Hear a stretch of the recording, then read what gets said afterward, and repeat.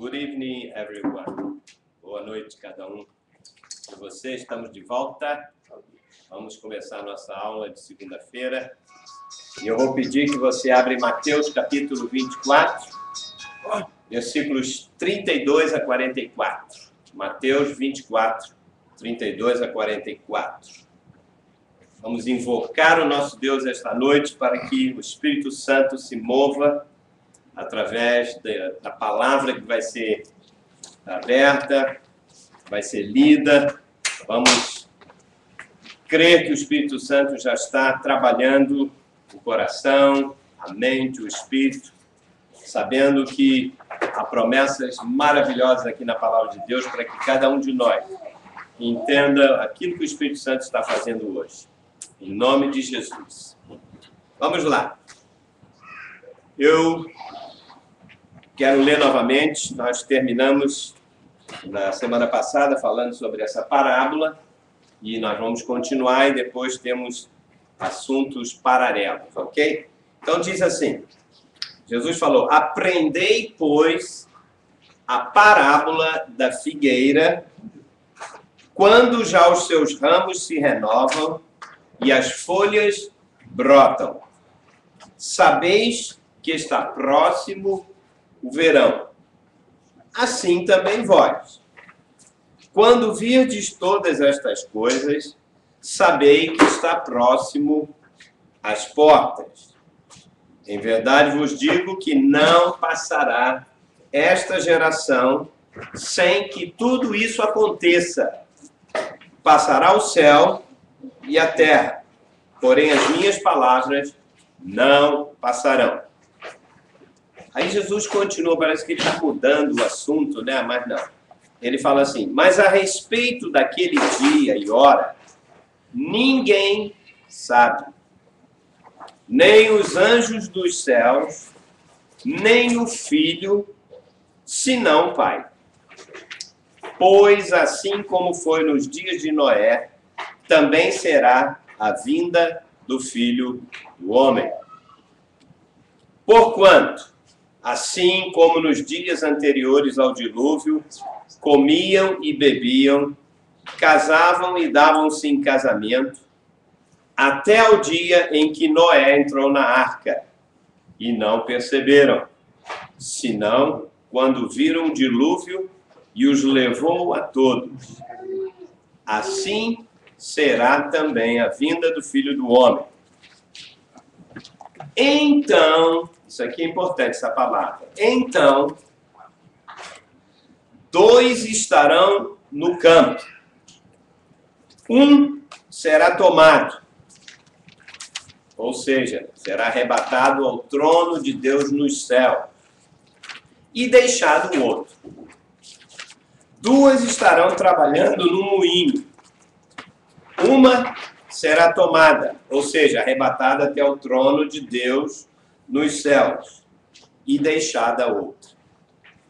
Portanto, vigiai, porque não sabeis em que dia vem o vosso Senhor. Mas considerai isto: se o pai de família soubesse a que hora viria o ladrão, vigiaria e não deixaria que fosse arrombada a casa. Por isso, guarde essa frase aqui, ó. Ficai também vós apercebidos, porque a hora em que não cuidais, o Filho do Homem virá. Eu li a parábola e nós já começamos, no final da aula passada, já comecei a falar algumas coisas. E a primeira coisa, é porque eu já paguei quase. A primeira coisa diz, eu mostrei para vocês, existem vários textos na Bíblia, eu não vou perder tempo com isso agora, mas um dos símbolos de Israel é a figueira. Israel é comparado a muitas outras coisas, como, por exemplo, a oliveira é um dos símbolos do povo de Israel.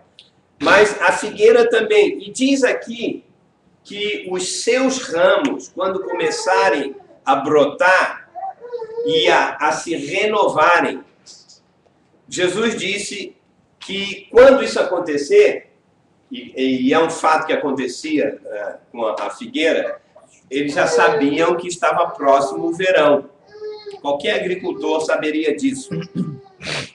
E eu disse que Israel, antes de começar o verão, passou por um longo período de inverno. E nós já vimos isso, sempre Jesus falava sobre isso. E esse período de inverno começou logo após o primeiro século da igreja, quando eles rejeitaram, na verdade, a Cristo como o Senhor, Jesus foi crucificado. E então, a partir daí, o relógio de Deus entrou em inverno, vamos dizer assim, em Israel. E Jesus está falando aqui para os discípulos... Congelou. Oi? Congelou, literalmente. Congelou. Congelou, exatamente, congelou. Mas nós sabemos que essa fase de congelamento foi para alcançar a igreja. Nós que fomos enxertados na oliveira, que é um outro exemplo. Mas Jesus disse, quando vocês virem novamente os ramos brotarem e começarem, é porque está próximo o verão, ou seja, acabou o congelamento. Ou seja, isso é muito importante, porque esse verão aconteceu. Israel começou a ser restaurado, até uma pessoa, acho que foi o Marcão, que comentou, eu perguntei, quando é que começou, historicamente falando, o início da vida, do brotar do povo de Israel? Em 1948, quando foi formado o Estado de Israel, tem mais de 60 anos, não é isso? Nós estamos em 2012. 64 anos. Então, a partir desse momento, é uma prova que o verão, vamos dizer, é uma prova de que os primeiros ramos começaram a se renovar, ou seja, Israel brotou como uma nação verdadeira. Ou seja, a partir daí eles começaram a ter vida novamente. Essa palavra foi dada por Jesus para os discípulos. Eles falaram, quando vocês virem isso, né, é porque é um sinal de quê? Quando Jesus, ele contou toda essa parábola para dizer, olha, este é um sinal do fim da era, do fim dos tempos. É um sinal de que eu estou... Porque a gente sempre usa outros sinais, terremoto, não é isso? Inundações e tal, isso, aquilo. Mas esses sinais de terremoto, inundação e tudo mais, são apenas o princípio das dores. Jesus disse, vocês querem saber quando eu vou voltar? Quando Israel começar a brotar, a receber vida novamente. Aí ele diz aqui no versículo 33, assim também vós quem? Porque ele contou a parábola, ele estava se referindo aos gentios, aos cristãos. E disse assim também, vocês, quando virdes estas coisas, versículo 33, sabei que está próximo, ou seja, está às portas. O que significa aqui, então, nesse contexto, sabei que está próximo? Que é representado pelo verão. Ele disse, olha, quando começar o verão é porque está próximo. O que está próximo para acontecer? Final, a vinda de Jesus. A vinda de Jesus, certo. Mas, antes disso, o fato específico dele falar está próximo é a restauração de Israel. Ou seja, daqui para frente, o povo de Israel vai começar a ser restaurado e isso já está acontecendo. Eu cheguei a comentar sobre algumas sinagogas, eu já visitei aqui, e é impressionante como eles louvam a Deus, como são sinagogas messiânicas, né? Porque, de um modo geral, as sinagogas são aquele ritual, são ortodoxos e tal, mas eu fiquei impressionado. Algumas vezes, aqui em Pompano Beach, nós frequentamos, e realmente é impressionante. Então, é um sinal de que a restauração do reino de Israel, que é representado pelo verão, está para acontecer. Aí Jesus diz aqui, vamos continuar no versículo 34 e versículo 35. Quem está pegando agora, eu estou lendo Mateus, capítulo 24, de 32 a 44. Agora, no meio dessas considerações, Jesus fala assim no versículo 34 e 35. Em verdade vos digo que não passará esta geração, não é isso? Sem que tudo isso aconteça. Passará o céu e a terra, porém as minhas palavras não passarão. De que geração Jesus estava falando aqui? Porque, veja bem, se era aquela geração com que ele estava falando, então ele já devia o quê? Ter voltado. Então, você nunca percebeu isso? Não, o termo aqui, geração... De quando Israel foi... A geração da restauração de Israel. Exato. Não. Olha só, presta atenção. A geração do verão. A geração do verão, Summer. A geração aqui não é um princípio, não é uma era. Entendeu? Porque pelo contexto você vai ver por quê. Não é uma era. Porque uma geração, por exemplo, era contada naquela época, era de 40 em 40 anos se formava uma geração. Não é uma geração dentro de um período de tempo. Quando ele fala sobre essa geração aqui, ele está falando sobre Remanescente. Remanescente? Não, ele está falando sobre a condição moral do povo. Isso que ele se refere. É que às vezes uma tradução fala assim, essa geração, então tinha que acontecer naquela época. Não vai acabar aquela geração sem que isso aconteça. Ou seja, a condição moral do povo. Porque dentro do contexto, versículo 37 a 39, fala sobre a geração que se refere como nos dias de Noé. Lembra que eu acabei de ler? Por isso que eu li novamente. Você tem que ficar com todo o texto na cabeça. Não adianta você interpretar um versículo, você tem que às vezes pegar o versículo. Por exemplo, ele disse, quando todas essas coisas acontecerem. Isso se refere ao que ele falou anteriormente. Às vezes você tem que pegar o que está adiante, você lê o texto todo, aí você vai entender o que Jesus falou. Esse que é o problema, senão a gente vai começar a inventar coisa. Não, essa geração deve ser ali, deve ter voltado. Não, não é deve. Então, isso é muito importante, tá? Aí ele diz, olha só, no versículo 36, o que ele diz? Mas a respeito daquele dia e hora, ninguém sabe. Então, daquela geração, quando ele falou isso foi há 2000 anos atrás, se fosse geração era, o que ia acontecer? Ele já teria que ter voltado antes de terminar aquela geração. Aí ele chega, mas a respeito daquele dia e daquela hora, ninguém sabe. Agora, essa aqui ele diz assim, nem os anjos dos céus sabem quando Jesus vai voltar? Não. Aí ele coloca aqui, nem o filho, senão o pai. Deixa eu te fazer uma pergunta, honestamente falando. Você acha que Jesus não sabe quando ele vai voltar? Sabe. Hein? Sabe. Sabe ou não sabe? Sabe. Aqui Jesus está dizendo... Então ele está errado. Hein? Não é esse o filho.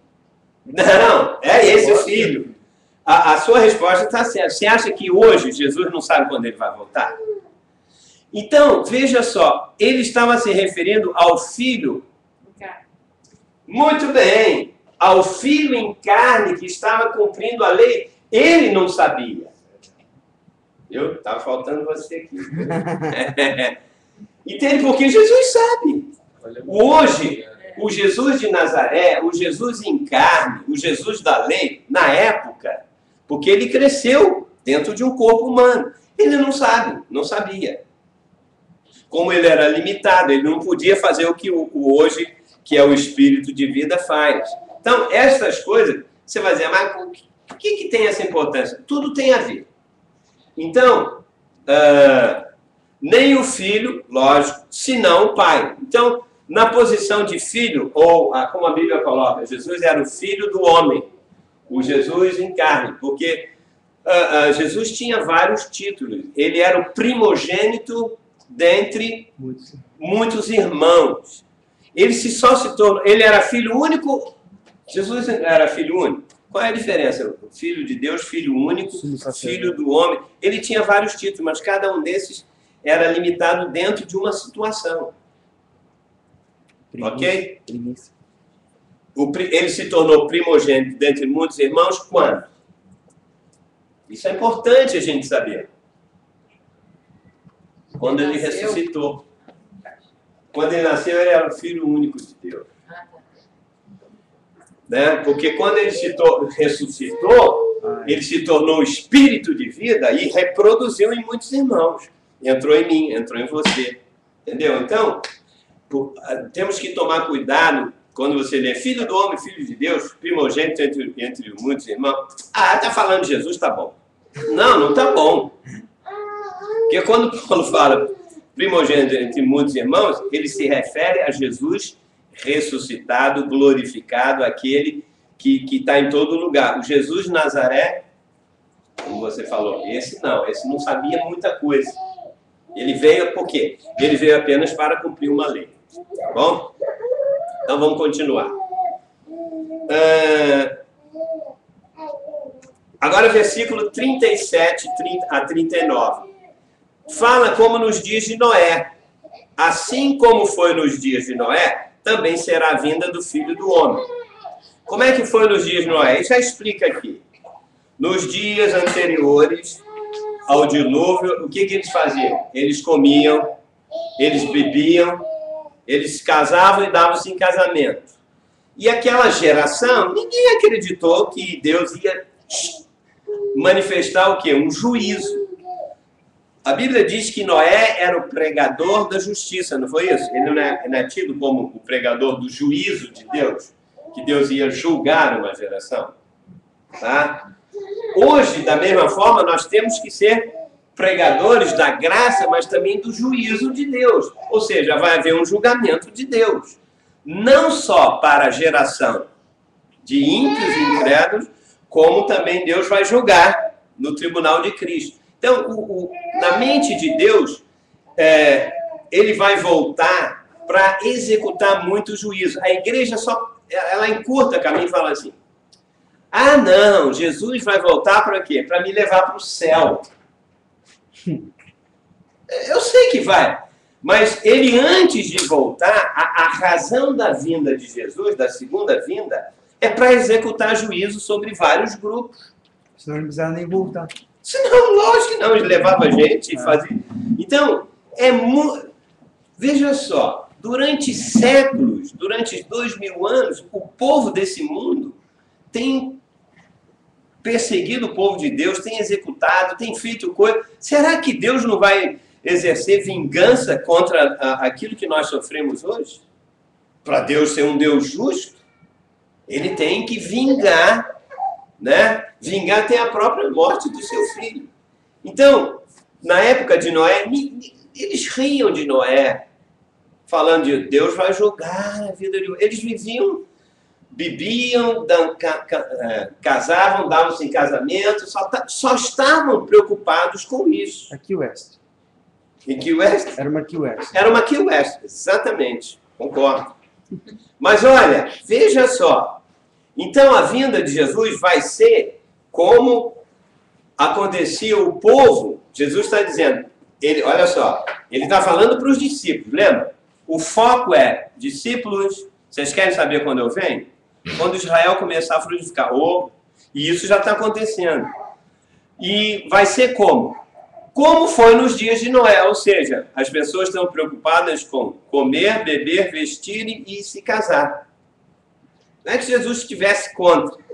Mas se você olhar a nossa geração hoje, qual é a preocupação das pessoas? A mesma.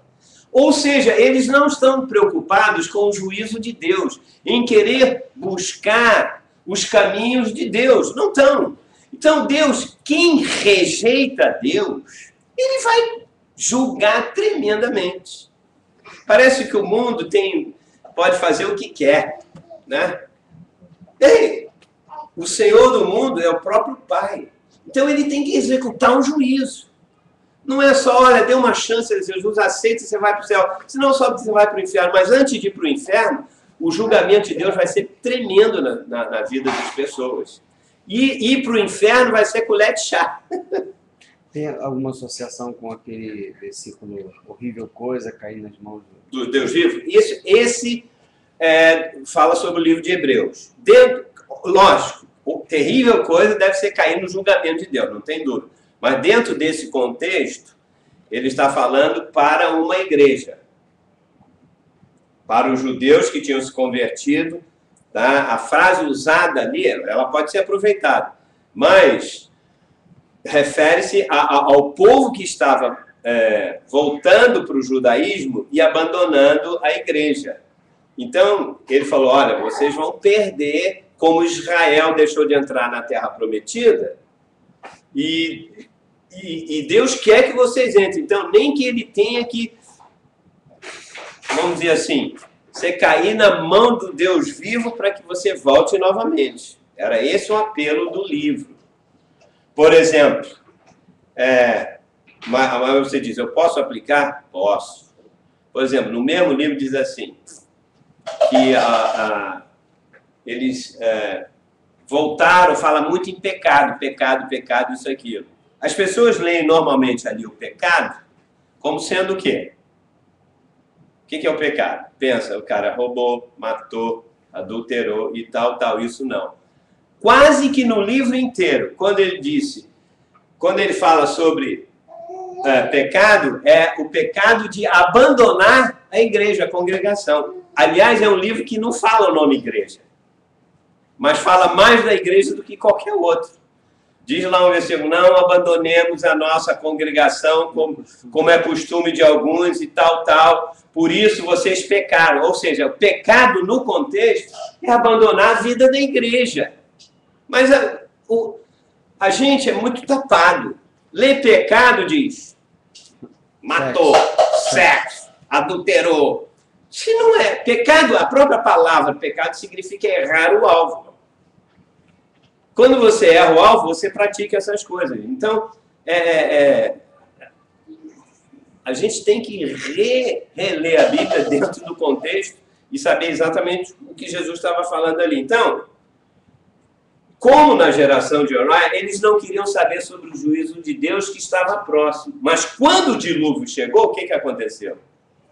Eles acreditaram e foram julgados. Por que Jesus estava falando nesse caso de Noé? Ou de Noé, do julgamento de Deus? Jesus estava falando com quem? Com os judeus. Com os discípulos dele, não é isso? Ele estava falando com os discípulos.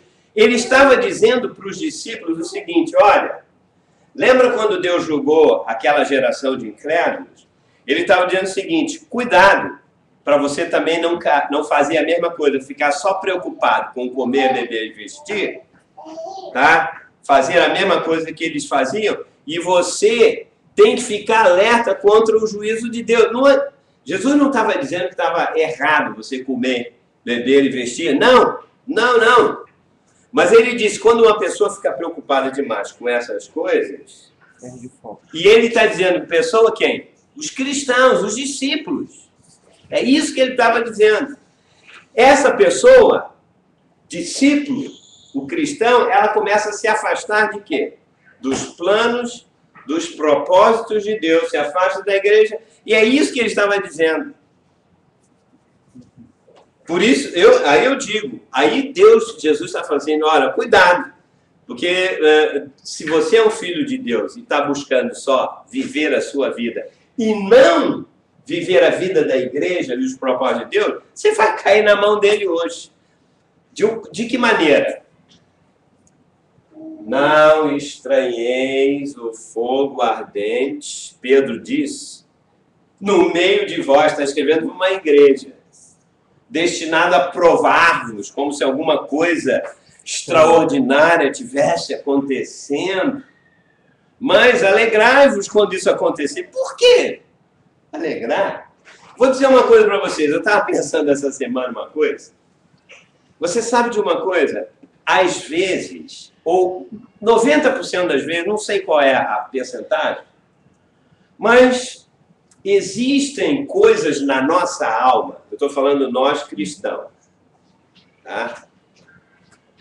Que a gente não conseguiu ainda mudar, é ou não é verdade? Já vencemos muitas coisas.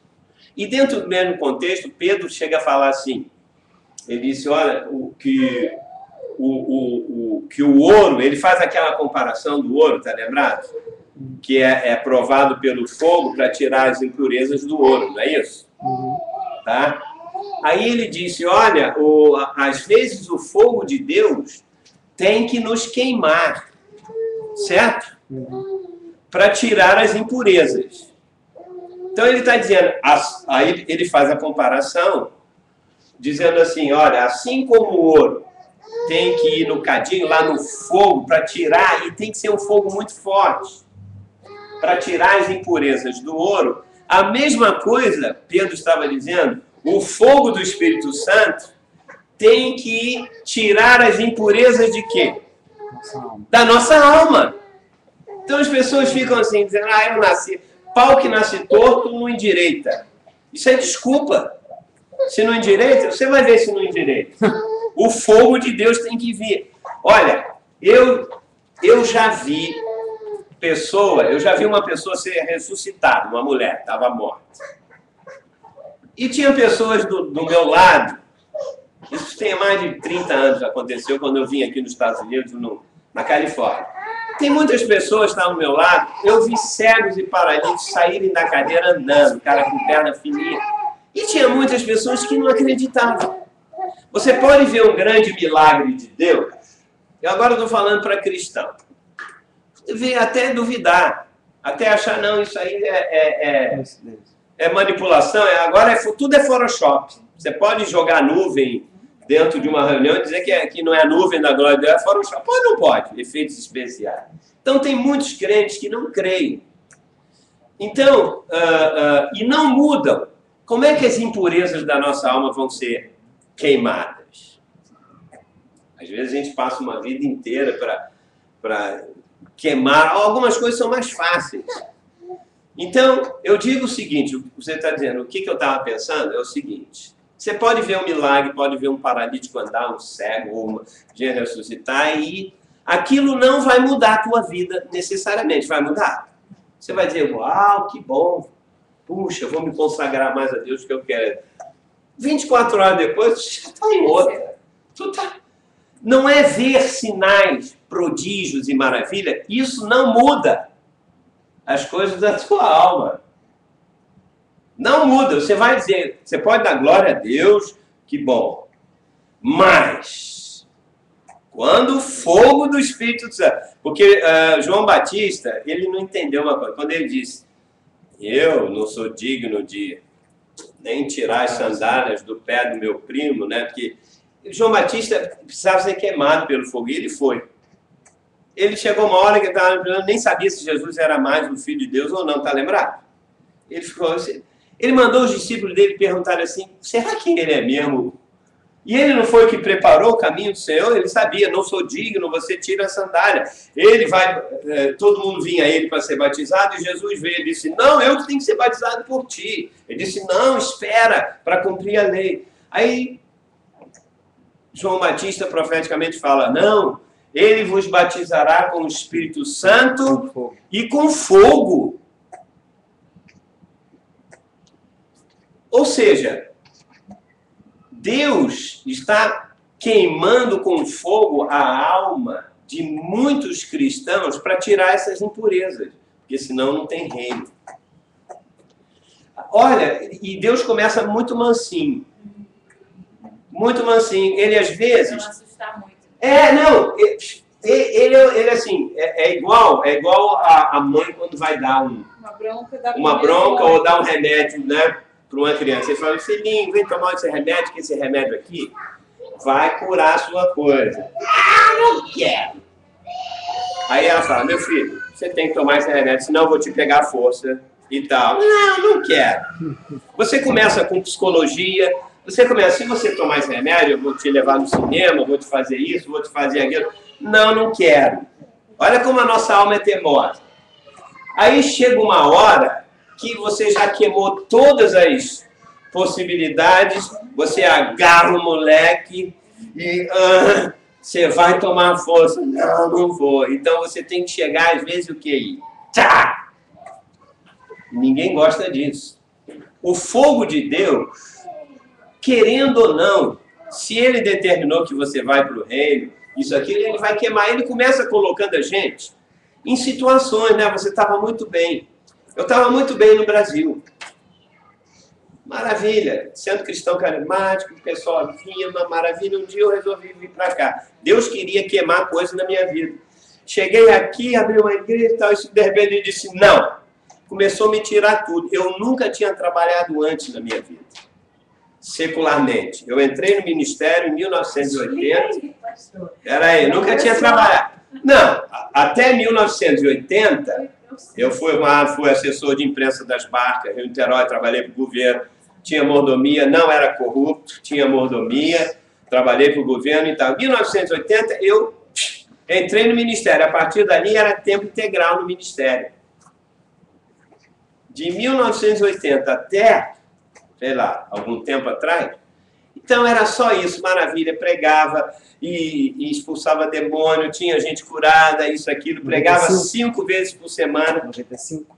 Até 95, quando eu vim. Quando Deus falou, em 95 vai começar uma nova fase do ministério, eu disse, agora que eu vou explodir. Porque, olha, o que eu, lá na Zona Sul do Rio de Janeiro, eu fico lembrando assim, meu Deus, tá me levando para trás? Não, Deus nunca leva a gente para trás. Aí ele me botou aqui, 6 meses depois, não tinha dinheiro, não tinha nada, tive que fazer coisas, tipo a gente comer o pão que o diabo amassou. Mas não é o diabo que amassou o pão, foi Deus. Ei, pera lá, porque existem coisas na nossa alma que tem que ser o fogo de Deus. E olha, ele foi tão bom que foi aos pouquinhos. Foi aos pouquinhos. Foi aos pouquinhos. Então chegava uma hora, eu fiz coisas aqui, aliás, eu fui até culpado de coisas que eu nem fiz. Eu falei, não, peraí, antes tivesse isso. Então, isso é para provar que na nossa alma, o nosso ego, a gente quer super proteger o ego. E Deus quer expor. Todo mundo escandalizou quando pastores mundiais caíram em adultério, isso, aquilo. Deus estava feliz da vida, para mostrar ao gaiato que ele é igual a qualquer um. Mas o cara não se achava, ninguém vai saber de nada. E Deus expõe, o cara mudou de vida. Deus teve que matar filhos de pastores para mudar. Por quê? Porque aquilo que eu falei para você, primeiro fala, lê a palavra, busca e tal. Estou nem aí, não vai acontecer nada, não vai acontecer. Chega uma hora que tem que pegar o moleque aqui, agarra na força e mete a injeção, mete pela goela abaixo, porque senão ele vai morrer. Então, veja, esse é o tratamento de Deus. O ouro depurado para poder fazer isso. Mas vamos voltar aqui. Olha, o que eu quero dizer é o seguinte. Palavra para cristão. Aliás, Jesus nunca alertou incrédulos a respeito da vinda dele. Jesus não está aí para incrédulo. Ele está falando para os cristãos. Você tem que estar alerta, porque Jesus vai voltar e vai haver um julgamento, um juízo de Deus para quem não viveu inteiramente para ele. Eu sei que é difícil dizer amém. Eu acho que lá na internet alguém falou e deixa para lá. Por que Jesus usou essa parábola da figueira? Ele usou a parábola. Por que Jesus contava uma parábola? Para exortar os discípulos dele. Ele não contava a parábola para os discípulos. Os discípulos não querem nem ouvir. Eles não querem saber de ensinamento nem de Jesus. Eles nem creem que Jesus vai voltar. Eles nem creem que ele existe, quanto mais que ele vai voltar. Então ele usou a parábola para exortar os discípulos a palavra aqui é vigiarem. Vigiai, não foi isso? Vigiar. Ele disse, olha, eu estou contando isso para vocês vigiarem e não serem surpreendidos, como aconteceu com a geração de quem? De Noé. Por isso que ele usou o caso de Noé. Versículo 40, aí ele diz, agora Jesus fala isso, ele conta a parábola, explica e tal. Agora ele fala uma coisa muito importante. Versículo 40 a 44. Mateus 24, 40 a 44. Depois dele falar isso, ele diz assim, então, Então, ou seja, agora ele vai falar uma coisa muito na prática, muito interessante. Ele diz assim, aí eu tenho que te fazer uma outra pergunta. Então, 2 estarão no campo, 2 homens, porque naquela cultura daquela época, como hoje em dia, o homem geralmente trabalhava no campo, do pesado, não é isso? Então, 2 estarão no campo, um dos 2 será tomado, trasladado, arrebatado, e o outro vai o quê? Ficar. 2 estarão trabalhando no moinho, que era dentro de casa, queimando lá o trigo para fazer o pão. Uma será tomada e outra deixada. Portanto, vigiai. Por que ele está dizendo isso? Vigiai. Portanto, vigiai, discípulos, porque não sabeis o dia em que vem o vosso Senhor. Considera isso. Se você soubesse, como pai de família, o dia que o ladrão viesse, você ia o quê? Você fecharia a porta e não deixaria que ela fosse arrombada. Por isso, ficai também vós apercebidos. Vigiar e ficar apercebido. Eu tenho que saber o que é isso. Ficar apercebido. Ou, fica de olho, não é isso que a gente... Se você... Fica ligado. Fica ligado. Ou vigiar, ficar vigiando. Fica esperto. Era isso que Jesus estava falando? Vamos ver. Olha só. Porque a hora em que não cuidais, o Filho do Homem o quê? Virá. Não é isso? O que Jesus estava querendo dizer isso? Olha só. Porque, primeira coisa, eu tenho que saber o seguinte. Eram 2 homens e 2 mulheres, não é isso? Uhum. Desses 4, quantos eram? Jesus estava se referindo aos... Um foi tomado e o outro não. Jesus estava se referindo tinha algum ímpio ali, algum incrédulo, ou um era ímpio e o outro era cristão, o cristão foi e o outro ficou. Pelo contexto, o que você acha? Era assim, um era ímpio, não era salvo, e o outro que era foi embora, aí geralmente eu já vi filme assim, né? O cara ficou e disse, esses cristãos não, para mim, verdade. Um amadureceu, foi de primeiro, e o outro ficou para a grande tribulação. Ou seja, então os 2 eram cristãos. Vocês concordam com o que ele falou? Sim, CDF. Concordam? Óbvio que eu já falei, é exatamente isso. O próprio texto já diz isso. Jesus está falando uma parábola para os discípulos. Ou seja, cuidado que um de vocês pode ficar e o outro não. Ou seja, lógico, vai para a grande tribulação. Agora, veja só. O fato da parábola é para eles vigiarem e ficarem apercebidos. O que significa nesse contexto? Vigiar está apercebido. Ou seja, todo dia de manhã você acorda, você fica vigiando assim, será que Jesus vem hoje? Você está ligado? É isso que significa? Fica de butuca. Fica de butuca? Fica esperando? Não é. Embora a palavra, né, vigiar, óbvio que vigiar e estar apercebido é igual que... Manter-se acordado.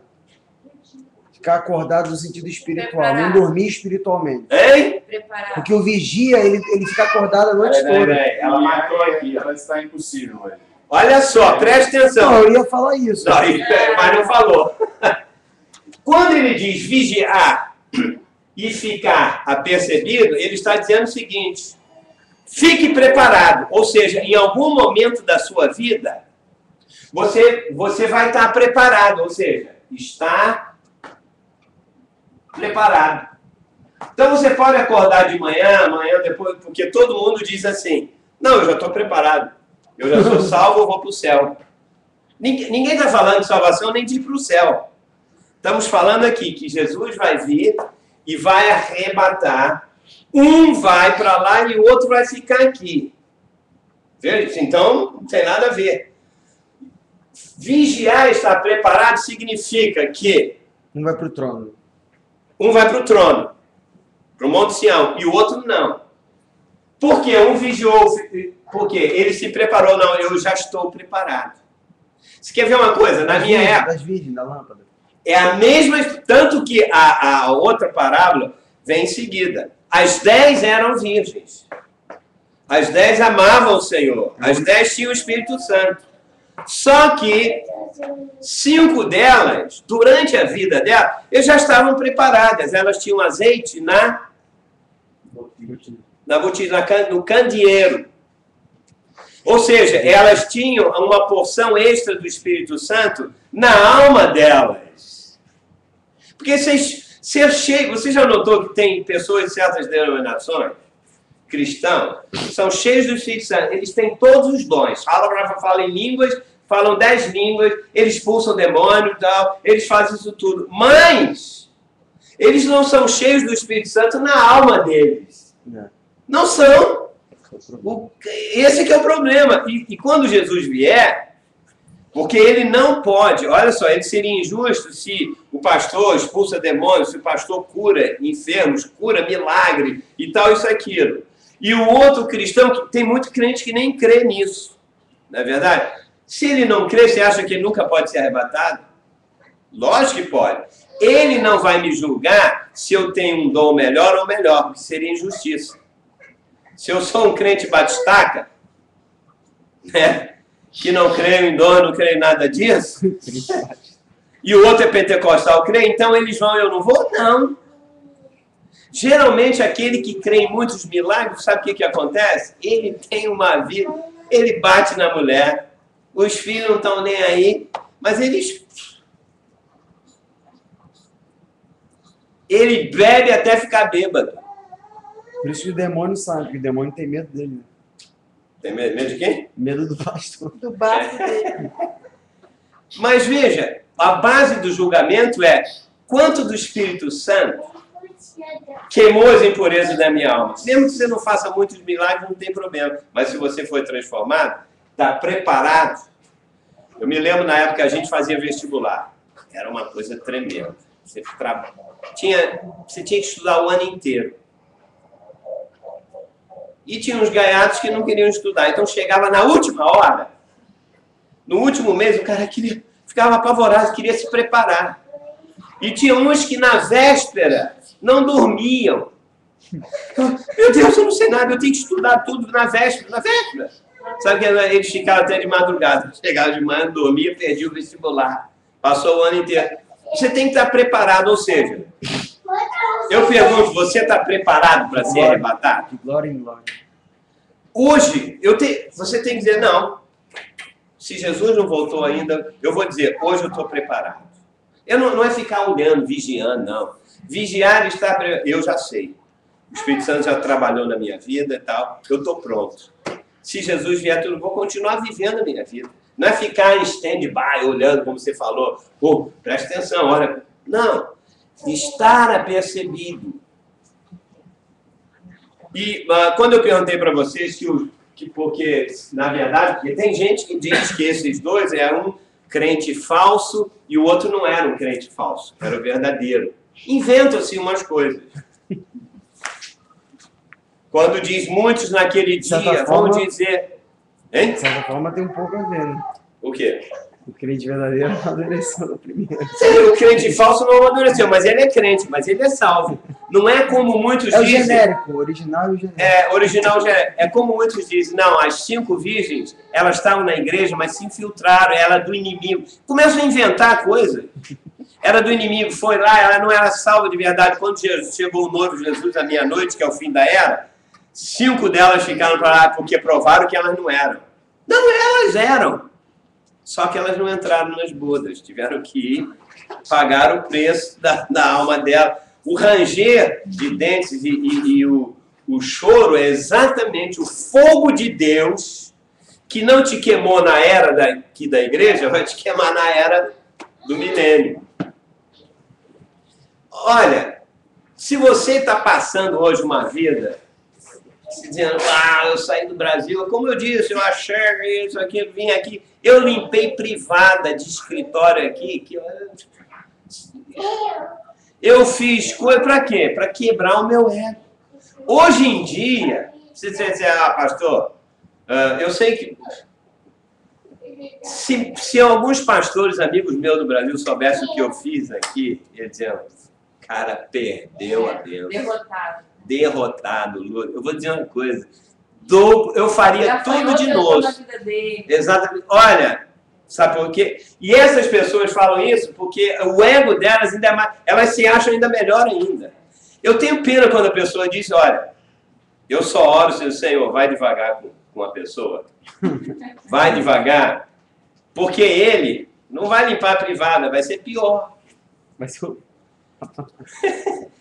Você sabe que Deus sabe tratar cada um de nós assim. Depois que você é purificado dessas bobagens, e Deus te coloca alguma coisa, você vai dizer, puxa, Jesus disse, ele falou assim, depois de vocês fizerem tudo que... Ele conta uma vez, ele falou assim, depois que vocês fizerem tudo que eu pedi, vocês serão considerados 2 pontos, servos inúteis. Você imaginou fazer tudo que Jesus pediu para você fazer e você cumprir tudo? No final, ele vai chegar para você e dizer, muito bem, você é um servo inútil. Fez, mas fez. Mas isso aqui é verdade.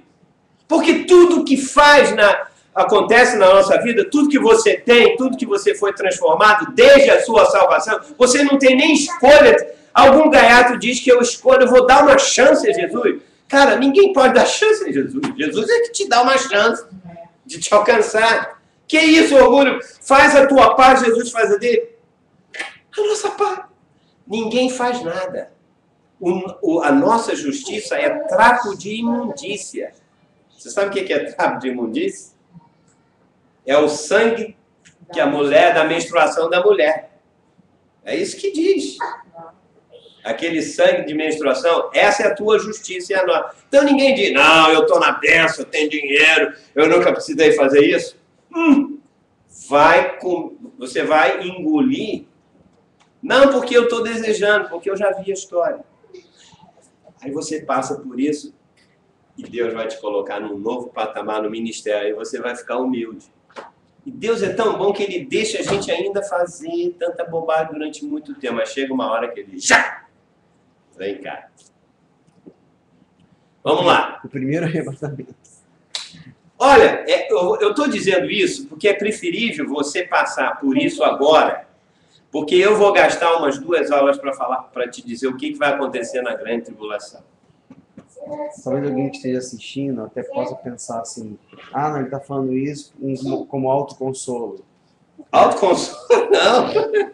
Olha, eu vou dizer o seguinte, eu quero estimular você a hoje. Não ficar preocupado só com comer, beber e casamento. Se preocupar com a sua alma, com a sua vida, se preocupar com a igreja. A maioria dos cristãos salvos estão fora da igreja. Não, pastor é ladrão, pastor é adulto, isso aqui, os irmãos, isso aqui. Vou ficar em casa, que é muito melhor, eu computador. Olha, cuidado, até o Chris Angel vai te pegar aí, Deus vai... You are in trouble. Olha, é preferível passar uma tribulação de você não ter muito dinheiro agora, de você ter que limpar uma privada, ou isso, aquilo, você se abrir mão de conforto durante 10 anos, 5 anos, depende do fogo esquentar de Deus. E depois você mudar. A Bíblia diz que Ele só exalta quem Ele humilha. Então está passando sufoco. Por isso Paulo, ele falou, agora eu entendo. Porque eu quero ir para o reino. Eu quero viver o reino milenário. Ele disse, eu tenho prazer já nas alegrias, nos sofrimentos. O cara que, eu não entendo como Paulo disse, ele tinha prazer nos sofrimentos, nas perseguições e na alegria. Para mim, tanto faz. Eu vou para Roma. Barnabé falou, não vai não, cara, lá eles vão matar a gente. Fica aí, eu vou, tô nem aí, porque ele sabia que existe algo muito melhor. Um sofrimento na mão de um César durante 5, 10, 15 anos, isso não é nada. Você escolhe o sofrimento hoje. Aliás, a igreja hoje prega contra o sofrimento. Quem sofre, quem é perseguido, quem não tem isso nem aquilo é perdedor. Aliás, é verdade. Porque quando eu perco todas as coisas, aí é que eu recebo as coisas de Deus. Quem quer ganhar a sua vida, eu quero. Então perde a sua alma. Todo mundo quer ganhar as coisas, mas não quer perder a alma. Vamos lá. Ficai apercebidos, ficai preparados, porque a hora em que não cuidar. Um ladrão vem para roubar o quê? Quem é o ladrão aqui nessa história? Um ladrão, quando entra aqui, ele não vai levar esse tripé, porque não vale nada. Ele vai levar o quê? O ladrão é minha carne? Não. Se um ladrão entrar aqui, ele vai procurar logo o quê? Joia, dinheiro, tesouro, coisa preciosa, não é isso? Um ladrão não vem aqui para levar a lixeira. Cheio de cocô do Derek e da Chloe. Aí eu vou levar isso aqui. Ele vai fazer isso? Não. Então quem é o ladrão? Jesus. Jesus é o ladrão. Ele vem buscar na igreja aqueles que já são preciosos, amadurecidos. Um argentino, tá certo? Tá bom. Só porque tem cidadania. Só porque ganhou do Brasil. Não, só porque tem cidadania. Só porque ganhou cidadania, agora já tá se achando, né? Mas, ô, Júlio, Oi. mas normalmente, antigamente, eles falavam que justamente o ladrão aí, eles interpretavam que era o inimigo. O inimigo, sempre ladrão, vem para roubar, matar, destruir, é o diabo, ladrão é o diabo. Até na frase em que Jesus fala isso, o ladrão ali é a lei, não é o diabo. O diabo não pode roubar nada, meu. A lei sim. O legalismo, porque a lei não tem vida na lei. Não é isso? Mas em Jesus tem vida. E se ele me dá vida, eu posso enfrentar qualquer situação. É verdade, o ladrão é o inimigo. Inimigo sempre é sinônimo de diabo, Satanás? Não é, você tem que ver pelo contexto que significa. O inimigo pode ser você mesmo. Tá? Ele vem secretamente. Esse arrebatamento que Jesus está falando é o arrebatamento secreto. Ninguém vai saber. Ele disse, está prontinho, meu filho amadureceu. Que tesouro maravilhoso, eu vou levar ele. Pum, fui. Foi. Bom, chega de parábola da figueira. Vamos agora ler Apocalipse capítulo 14. Todo mundo abre aí. Apocalipse capítulo 14. Esse quadro aqui já está. Pra gente. Esse tem que queimar, nem queimando vai. Apocalipse 14, de 1 a 4. Lembra que eu falei no início que existem vários tipos de arrebatamento, né? O primeiro é esse, o arrebatamento secreto, em que vem a mulher com a coroa debaixo dos pés e tal, e fala lá no versículo 4 e 5 que o diabo, né, o dragão, ficar em frente da mulher e ele foi arrebatado até o Monte Sião no trono. Não foi isso? Isso é Apocalipse 12. Você quer ver uma coisa? No Apocalipse, de capítulo, 5 capítulos adiante, 3 atrás, ele repete a mesma coisa com outras visões. Você quer ver uma coisa? Vou contar a mesma história usando esse agora, Apocalipse 14, de 1 a 4. Vamos lá. É o mesmo assunto sobre filho varão, só que aqui não tem o nome de filho varão. Porque o filho varão é aquele que amadureceu primeiro, foi arrebatado até o trono, nós já sabemos, certo? Uhum. Agora, você não vai ver nome filho varão aqui. Lembra que no filho varão tinha não sei o quê, tinha os 144 mil? Algumas cenas, elas se repetem. E o Apocalipse tem 7 visões, o livro inteiro, que se repete com figuras diferentes. Por isso que confunde, é tão óbvio, está tão na cara que a gente não vê. Vamos lá. Olhei e eis o cordeiro em pé sobre... Olha, 2 capítulos adiante, o nosso amigo João está tendo essa visão. Então ele olhou e viu Olha só o que ele viu. Viu um cordeiro em pé. Quem é o cordeiro? Você já vai... O Apocalipse tem que ser interpretado pelas figuras. Cada figura significa uma coisa. Olhei e vi Jesus em pé, não é isso? Ele não é o cordeiro de Deus? É. Então, opa. Aonde ele estava? Sobre o monte Sião. Peraí. Então, Eu tenho que saber quem é o cordeiro, que é fácil, estava em pé. Tem que saber que Monte Sião é esse. E junto com ele em pé tinha 144 mil. Eu já sei que são 144 mil, quer dizer, espero que você já saiba. Só que esses 144 mil estavam em pé sobre o Monte Sião, tinham na fronte escrito o nome dele e o nome do pai. Ele viu, de repente ele ouviu uma voz do céu, como voz de muitas águas, como voz de grande trovão.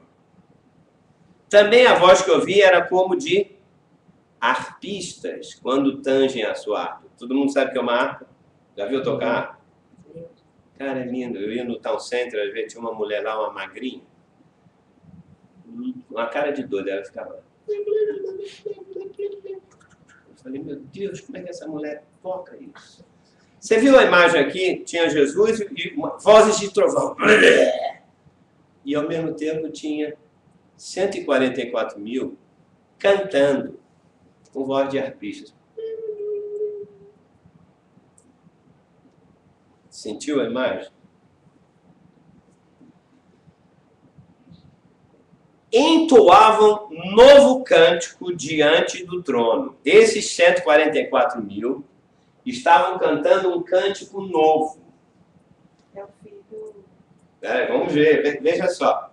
Hoje na igreja, a gente canta corinhos, não é? Cânticos. Sai ano, passa ano e a gente está cantando o quê? Não é isso? Eles estavam cantando um novo ano. Que cântico era esse? Vamos ver aqui. O pessoal aí está quieto, né? Cadê o Bruno? Capotou, né? Pois é. Não, deixa lá, deixa. Não, deixa, o pessoal vai ver, deixa, não tem problema. Vamos lá. Entoavam um novo cântico diante do trono, diante de Jesus, diante dos, né? E diante dos 4 seres viventes e dos anciãos. Olha só. E ninguém pôde aprender o cântico, senão os 144 mil, que foram o quê? Arrebatados secretamente. Não, lê o texto. Que foram o quê? Eu estou lendo o texto. Comprados da terra. E as pessoas dizem, eu leio Apocalipse e não entendo nada. Está claro aqui, não é? 144 mil cantando um cântico que ninguém pode aprender. Só cada um pode. Quem são esses? Foram os que foram comprados da terra. Não é isso? Comprado significa que são todos os cristãos.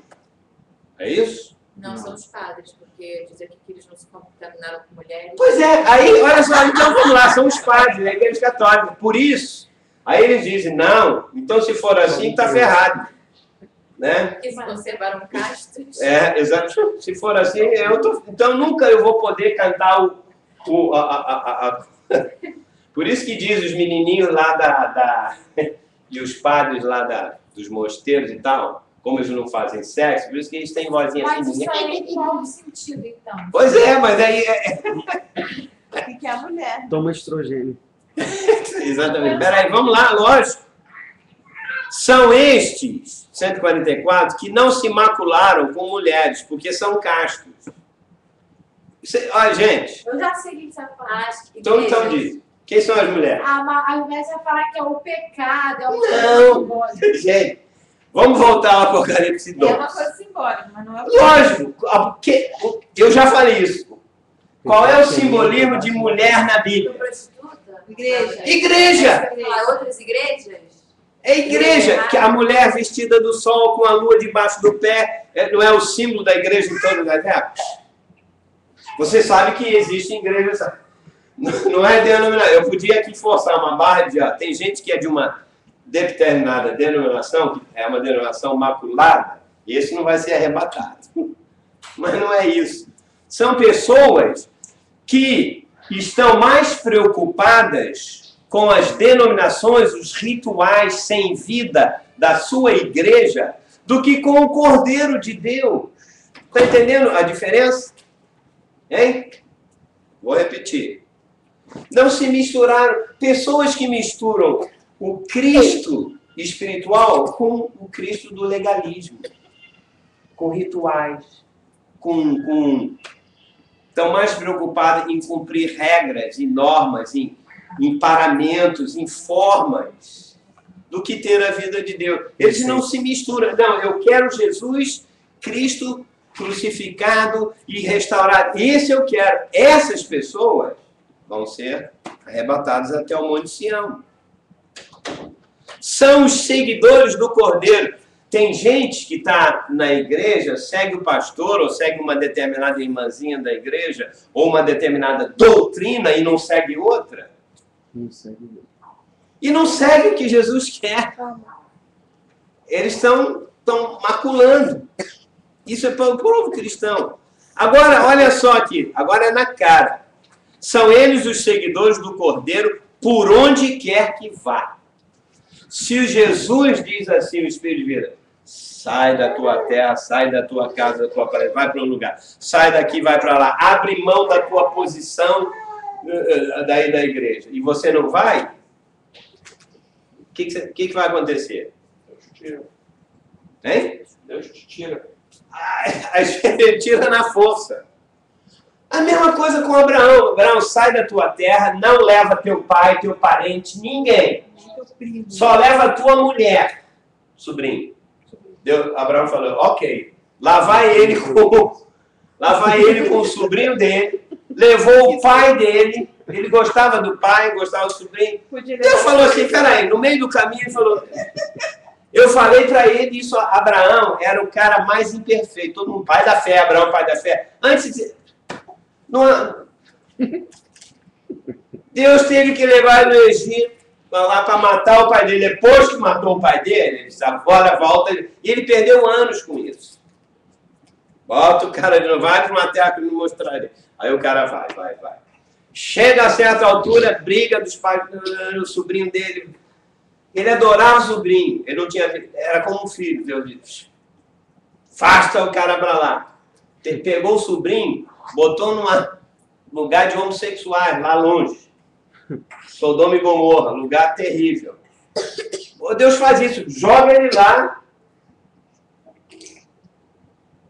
Porque agora eu quero que ele vá para uma reta. Aí lá foi ele. Aí alguém chega e diz, olha, seu sobrinho Ló está lá, não sei o que, lá vai ele. Veja, nós temos, a nossa alma está cheia de empecilhos. Quem seguir, se o Espírito Santo falou, sai, vai, volta, não fica analisando. Obedece. Porque se você fizer isso, não, tem que ter cuidado. Não. O Bernardo falou, tem que analisar, tem que ter bom senso. As coisas de Deus têm bom senso. Tem a ordem do Cordeiro. Se as coisas de Deus tivessem bom senso, jamais Deus teria... E olha, Abraão teve que ser cuidado até o fim. É sempre esse homem. No fim da vida dele, ele ainda era imaturo. Deus falou o seguinte, agora eu vou pegar esse cara pelo pé. Abraão, pega o teu filho, teu único filho, leva lá no monte e mata o cara. Cara, que ordem de Deus não tem senso em sentido. Tem. Deus não está aí nem para bom senso, ele está aí para a ordem dele. E naquela hora, Abraão viu a vida dele inteira e quando ele disse, Abraão, agora, Deus apareceu a ele 15 vezes. Agora tua alma queimou. Agora queimou a tua alma. Agora eu sei que tu vai me obedecer até o fim. Já tem um cordeiro lá. Quando ele ofereceu Isaac, Deus nunca quer. Aprenda uma coisa.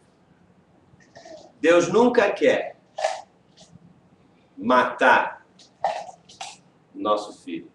Deus quer... O problema não era Isaac. O problema era Abraão. E Deus nunca pede uma coisa e ele nunca tira. Porque quando ele pediu, me dá, mata, ele não matou. Veja a diferença. Deus sempre dá. Mesmo que ele disse, pega o filho e mata. Acabou, é ordem. Mas Senhor, vai para lá. Lá eu vou morrer. Vai! Vai. Ele pode até falar, vai porque lá você vai morrer. E chegou lá e ele morreu, sim.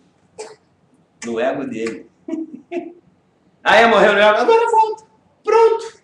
Ele vai ser o descendente. Cara, Isaac herdou tudo de Abraão. Isaac era um moleque, óbvio, mimado, filho de um centenário. Imagina o cara fazer um filho com 100 anos. Isaac herdou tudo. Ele não fez nada para conseguir. Abraão, Deus queria Abraão, não Isaac. Diz aqui, ó, agora, vamos lá. São os que foram redimidos. Vou ler aqui. São os que foram redimidos dentre os homens, primícias para Deus e o Cordeiro. Foram o quê? Em cima disso, comprados da terra, aqui diz redimidos.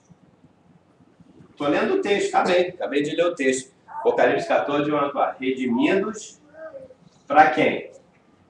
Para o Cordeiro, para Jesus e para o Pai. Ou seja, agora vamos interpretar aqui. Tá? Esses que foram arrebatados foram para o Monte Sião. Eles aprenderam uma música que um canto que ninguém podia ensinar. Hoje Tem um nome que tem o nome aqui. Tinha um nome gravado dele, um novo nome e o nome do pai. E o que é esse nome? Peraí, não. Vamos ficar dentro do assunto do arrebatamento. Um novo nome.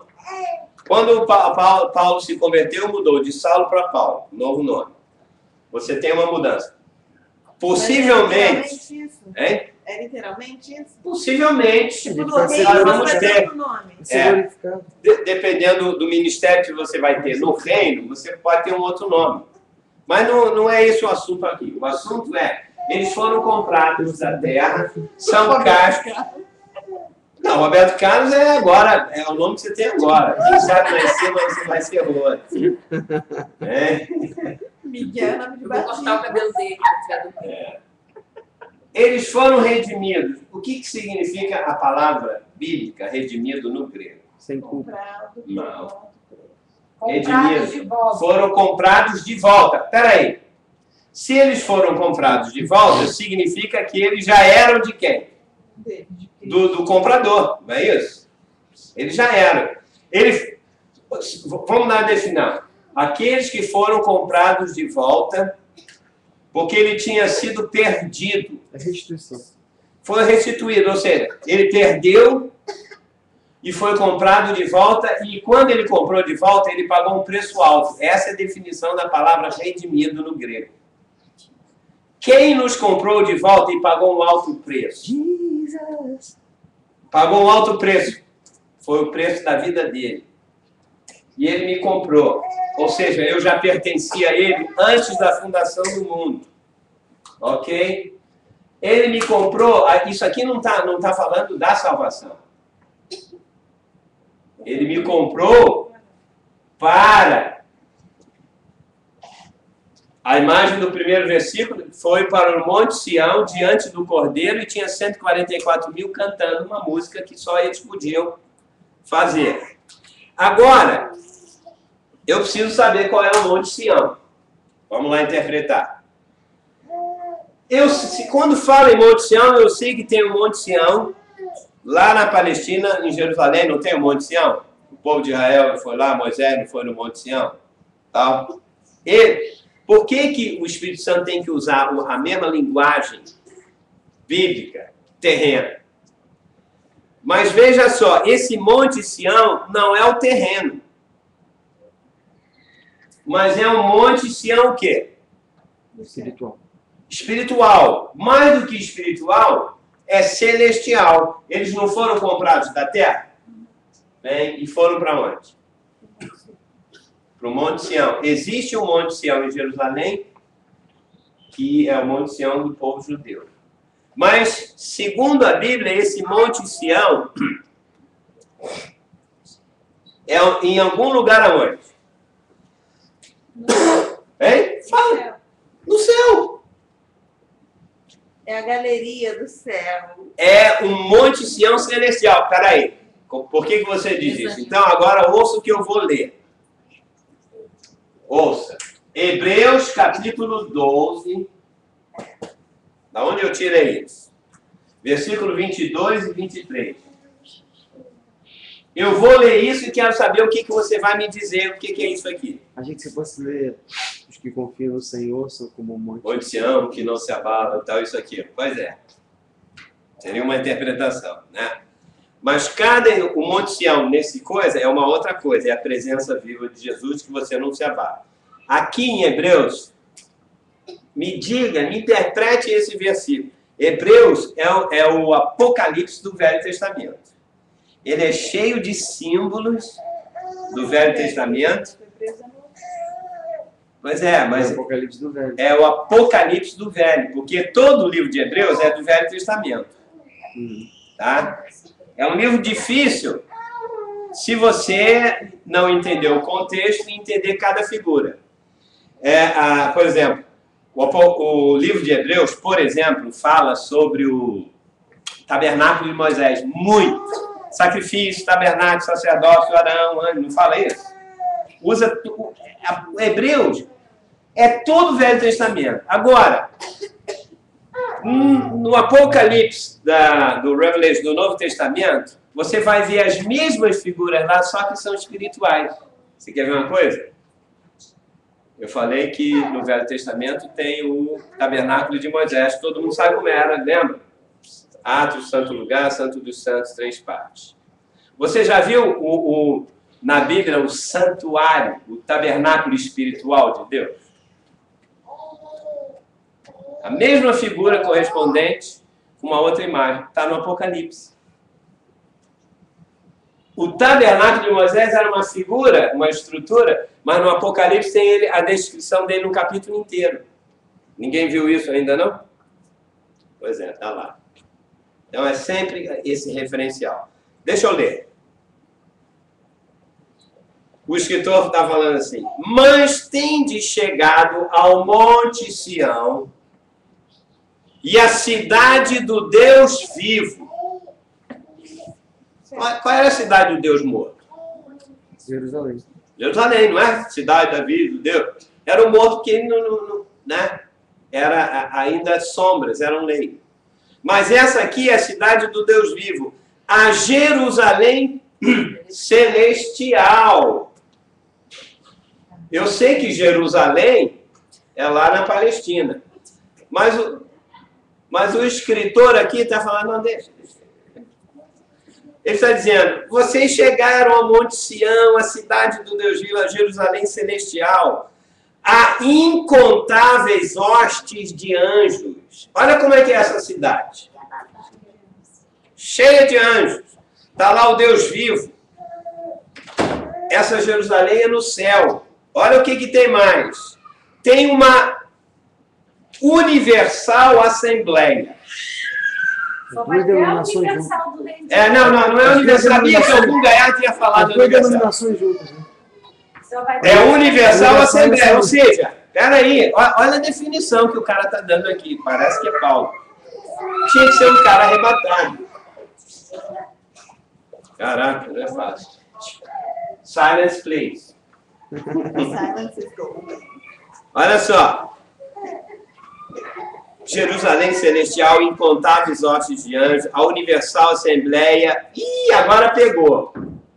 E igreja dos... Não é presbiteriano. Nem Cristo vive, meu amigo. Nem Save the Nations. Igreja. Eu vou anotar. Ouça aqui, ó. Igreja dos primogênitos arrolados nos céus. O que significa isso? Que no céu tem o quê? Deixa ela chorar. Ah, coitado. Olha só.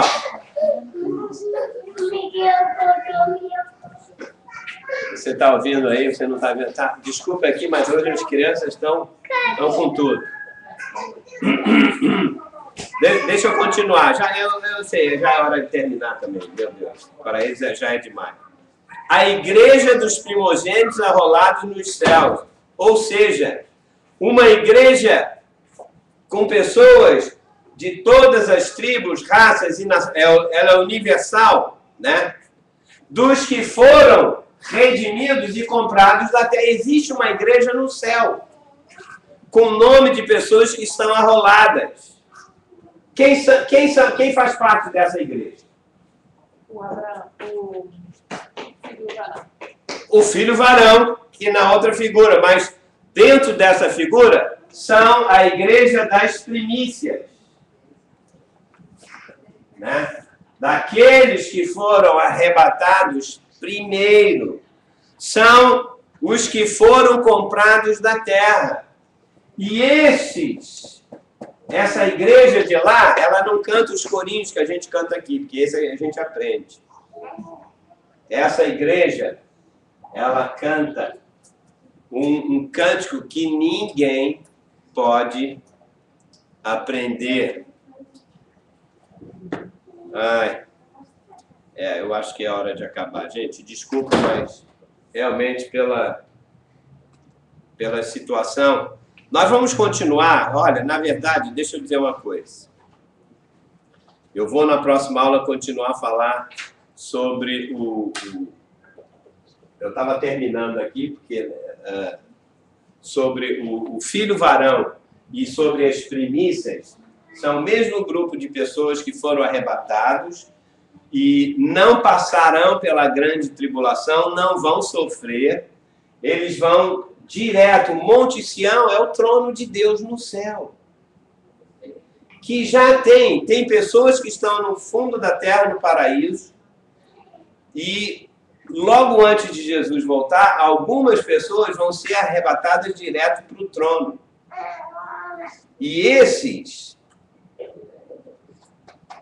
quando descerem para o tribunal nos ares, eles vão ser julgados, mas vão direto para o reino. Então, o que eu estou querendo dizer é o seguinte: a melhor coisa que tem é a gente se preparar, vigiar, estar preparado. Para quê? Para poder ser arrebatado vivo. E eu vou mostrar que esse arrebatamento secreto dos vivos que amadureceram está muito perto de acontecer pelos sinais e por alguns fatos que eu vou falar.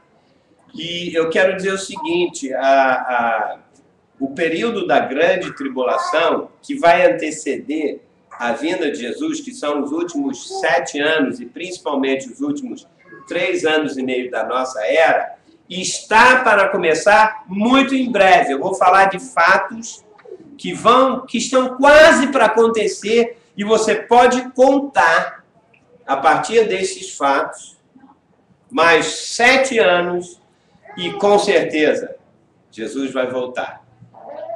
Se isso começar a acontecer agora, em 1912, com 7, 1919 ou 20, não, desculpa, 2012, vai acontecer isso então.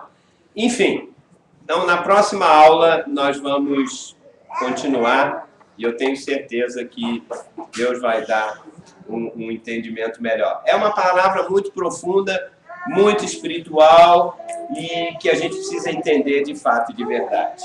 Então vamos terminar e depois, Ju, você sabe terminar ali. Tá. Então vamos orar para a gente terminar e vamos pedir ao Senhor que no meio de tudo isso que está acontecendo, no meio de tudo isso, você esteja preparado para viver uma vida realmente e ser arrebatado e não ficar aí, né, pelo caminho. Vamos orar ao nosso Deus e proclamar a vitória do Senhor sobre a nossa vida. Vamos orar. Pai, em nome de Jesus, nós te glorificamos, porque temos acesso à tua revelação, à tua palavra, ao entendimento bíblico, Senhor, com consistência, e com o endossar do teu Espírito. Porque mesmo que eu esteja falando estas coisas, se o teu Espírito não testificar no Espírito de cada um, e essa pessoa vai apenas querer entender com a mente, ela vai perder, ó Deus, o verdadeiro sentido daquilo que o Espírito Santo está falando na palavra. Vai perder a bênção que, conforme diz, há uma bênção especial para quem entende a palavra dos últimos dias, principalmente do Apocalipse. Então, ó Deus, obrigado por tudo que aconteceu neste dia, que possamos entender um pouco mais. Estamos indo devagar para que a tua igreja se prepare, esteja percebida, porque de uma hora para outra as coisas vão acontecer. Que não fiquemos apenas preocupados com comer, com casar, com vestir, mas principalmente com as coisas do reino, com as coisas da igreja. Traz de volta o povo à tua igreja, para que ali eles possam ser preparados, confrontados, porque ali é o lugar do celeiro, aonde Deus virá secretamente. Ó Deus, eu quero abençoar cada ouvinte da internet, cada pessoa aqui que está passando pela situação de fogo. Eu te glorifico, porque sei, ó Deus, que isto é uma preparação gloriosa, para que a pessoa amadureça e possa reinar com Cristo de fato e de verdade. Porque a salvação dela está garantida e é completa. Mas o reinado milenar depende de cada um de nós. Obrigado, Espírito Santo, pela tua palavra viva. Obrigado pela vida das pessoas. Obrigado pelas lutas que cada um tem enfrentado. Obrigado pelas injúrias, pelas perseguições. Porque Jesus disse que bem-aventurados são os que choram, os que são perseguidos por causa dele, porque será grande o nosso galardão no reino. Ó Deus, que nós possamos sim chorar pela nossa situação, da nossa alma que ainda não está purificada. Para que nós possamos ter as lágrimas e chorar, que possamos viver no reino com alegria. Ó Pai, ensina-nos pelo Teu Espírito o que a Bíblia está querendo dizer hoje. Queremos passar por esse avivamento, por esta restauração e glorificar o Teu nome. Eu não quero ser um homem da igreja religioso, cumprindo regras, rituais, por medo, por temor ou por tradição. Mas eu quero que o Espírito Santo renove o meu entendimento. Eu quero ter um relacionamento com Jesus, não ritualisticamente falando, mas eu quero que o Espírito Santo tenha liberdade no meu espírito e eu nele, e ele em mim, possamos ser um e possamos ser arrebatados hoje, em espírito, no trono, e voltar novamente, entender as coisas espirituais hoje. Porque Paulo disse que nós podemos estar hoje assentados em lugares celestiais, hoje, aqui, agora. Ter a mesma atmosfera que tem no céu, aqui, na nossa vida. Abençoo cada um, cada aluno, cada pessoa que está atrás desta câmera, para que eles entendam, Senhor, que tempos difíceis estão para acontecer muito breve. Eu abençoo cada um que está aqui nessa sala, cada um que vai ouvir ainda pela internet, amanhã, pelo Facebook. Senhor, que ninguém se esqueça que o juízo de Deus vai acontecer. Deus vai julgar. E Deus vai condenar alguns e libertar alguns. Que a graça do Senhor esteja com você, com a sua casa, com os seus filhos, com as suas esposas, com os seus maridos, com a igreja de Jesus Cristo, que este é o lugar mais sagrado em todo o mundo. Não existe uma igreja ruim. Existe uma igreja onde os redimidos estão passando pelo fogo de Deus. e que a graça do Senhor esteja contigo. Como a palavra diz, somos irmãos no reino e irmãos na tribulação. Para a glória do Senhor, que esta palavra está sendo entregue, e todo o povo de Deus diz: Amém! E amém. E amém. Boa noite, gente. Não perca a próxima aula, porque eu vou falar muito sobre o que vai acontecer, caso você não seja arrebatado, caso você fique aqui. Eu vou te dizer, se você viu um filme de terror e ficou com medo, eu vou te contar o que vai acontecer no mundo, seja nos Estados Unidos, seja no Brasil, seja onde for. Eu vou te mostrar todos os detalhes que vão acontecer na natureza, no espírito do homem. São coisas tremendas, para que você diga: uau, não, dessa vez eu vou buscar Deus a sério, eu vou para a igreja, isso, aquilo. Porque se você não vê o lado ruim da moeda, você vai continuar vivendo da mesma maneira. E eu estou falando você cristão, que até paga o seu dízimo, até ama algumas pessoas da igreja, mas a coisa não é essa. A coisa é, vai ficar feia daqui para frente. Amém? Que Deus abençoe.